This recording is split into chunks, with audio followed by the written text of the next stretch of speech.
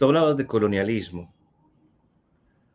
A nosotros no nos han educado para pensar el colonialismo desde diferentes perspectivas, sino únicamente desde la del oprimido. Y esto comenzó desde los años 60. Tanto así que nos sentimos, cuando hablamos de ello, y compartimos el discurso de los oprimidos, entonces de los indígenas o de los africanos que trajeron a la esclavitud a América Latina. Y esto ha pervertido tanto, ha afectado la forma de comprender el colonialismo en un país como el nuestro, que en donde el mestizaje lleva más de 2 siglos. Entonces quería decir esto, a veces los colombianos, como no tenemos una formación un poquito más compleja sobre la historia, nos toca tomar partido por un discurso u otro, que es más fácil, un discurso único, perfectible, que, con el cual sea fácil vivir, no un discurso complejo como el de decir, ay, bueno, es que por ahí yo también tengo un ADN español, entonces, bueno, ¿cómo vamos a soportar eso en la vida? ¿Cómo vamos a decir que nos gusta la lengua que cantamos? ¿Cómo vamos a asimilar esa historia? Gustavo, amigos, os dejo un segundo. Pero respecto a lo que está diciendo Silvio, me da pie para mostrar cómo se manifiesta entonces esta filosofía en la práctica, en el día a día, ¿sí? Entonces quería compartirles, perdón, eh, voy a compartir mi pantalla. eh,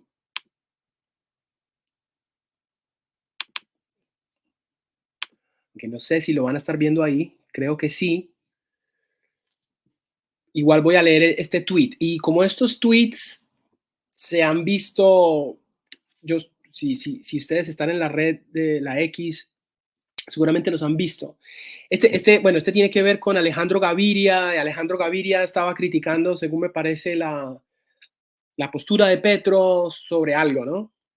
Y este es el tipo de cosas, así es como se manifiesta este poscolonialismo y para mí es una miopía, ¿no? A la hora de analizar eventos muy complejos. Entonces dice, Silvio, ¿estás ahí? Sí, acabo de volver, ¿Estás viendo mi pantalla? ya la compartimos. ¿Pero la ves o no la ves? Sí, ya la compartimos. Eso. Entonces dice, Alejandro Gaviria y Sandra Borda han hecho el ridículo toda la semana con su discurso ilustrado, y miren entre paréntesis, blanco y hegemónico del conflicto Palestina-Israel, convencidos de su superioridad intelectual. Al final es su sesgo hablando por ellos, pero no esperemos algo de autocrítica. ¿Ves?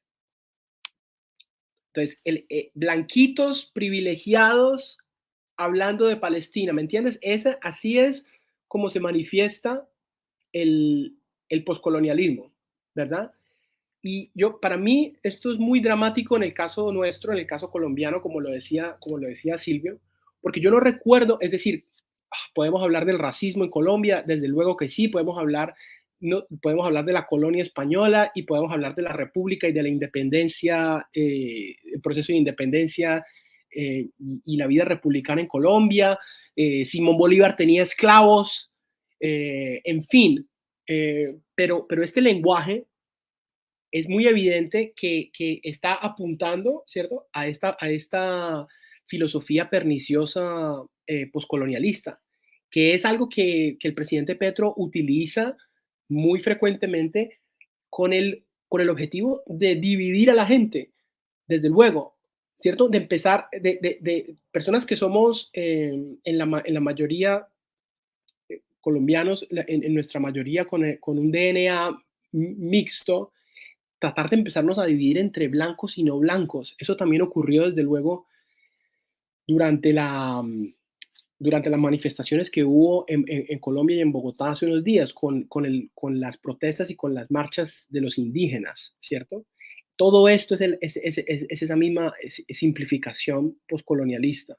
Quería mostrarles eh, otro tuit de la misma, y ya los empiezan a ver y se empiezan a ver muy frecuentemente, en donde es totalmente abiertamente, digamos, hay algo muy, estas, no sé si Silvio está ahí, pero estas guerras culturales y esta guerra, bueno, la guerra física, o desde luego, pero la guerra cultural se lucha en el plano lingüístico de una manera, ¿no? Impresionante. Por eso es tan importante el lenguaje, por eso tanto énfasis en el lenguaje inclusivo, por ejemplo, en términos de los estudios de género y ¿no? y de las luchas de género. Pero veamos este tweet que tengo acá. Otra de estas personas, ¿no? Digamos, embriagadas de poscolonialismo, dice. Lo único bueno de todo esto es que Alejandro Gaviria por fin se destapó por lo que es, un blanquito privilegiado que no sale de chapinero y que maquilla el fachito interno con tenis e intelectualidad. Ahí está. De estos hay muchísimos ejemplos. Yo sé que cada vez los ven más, donde de repente en la discusión política eh, empieza a ser relevante de algún modo, no las ideas, sino lo que estás discutiendo, sino tu fenotipo o tu raza o tu DNA. Eso es algo delirante que es producto de lo que les vengo diciendo. Quiero desde luego arrojar luz, intentar, ¿cierto? Que consideren esto porque es un factor importante. Y fíjense que hay otro asunto con el asunto de Israel y Palestina, y es que también ocurre que muchos judíos, descendientes de europeos, viven en Israel. Entonces son blanquitos también. No todos, pero algunos se ven como blancos. Entonces eso también contribuye a la idea de verlos como el blanquito opresor. Es muy extraño porque Muy extraño. repiten un racismo, porque quienes hemos tenido la posibilidad, por ejemplo, de recorrer España, nos damos cuenta del crisol de colores, de texturas y de habitares que tiene la península, en la cual estos mismos chicos que le dicen a Alejandro Gaviria blanquito, ellos también son blanquitos de alguna forma. No necesariamente... eso vuelvo a lo de lo doloroso. Esto, Y nos están educando sobre todo a los jóvenes a ser partidarios radicales porque en eso consiste ser buenos. Y, y así, ese no es el camino de la filosofía, por ejemplo. El camino de la filosofía es todo lo contrario, el de la búsqueda constante de dónde está el error, de dónde está el principio, de dónde están las formas. Esta semana tuve la posibilidad de ir al Museo de Botero. Y tú que eres historiador del arte y vives entre museos, tú sabes reconocer lo que una persona que ama el arte puede sentir cuando encuentra